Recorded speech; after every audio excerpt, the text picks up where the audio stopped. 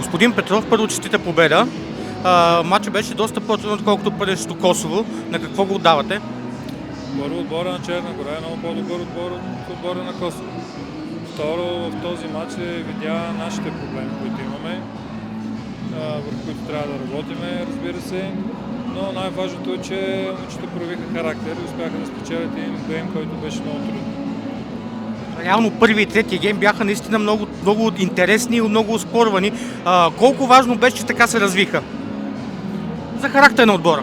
Именно този отбор сега се гради характера, играта и всичко. Това е един нов отбор, който му трябва време.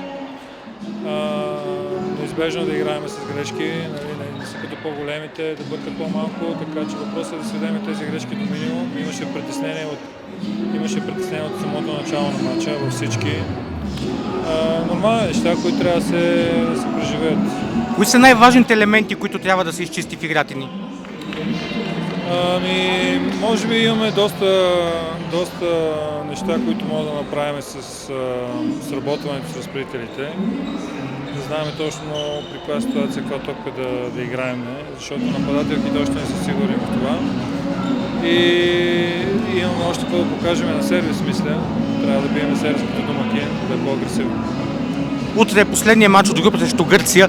Какво очаквате от него? Какво знаете за този съперник? Гърция са също добър отбор. Те направиха един 5 геймов матч с Черна гора. Това означава, че са на тяхното ниво. Трябва да ги подценяваме, трябва да излезем по-мобилизирани и се надявам с по-малко притеснение. Много благодаря и успех утре!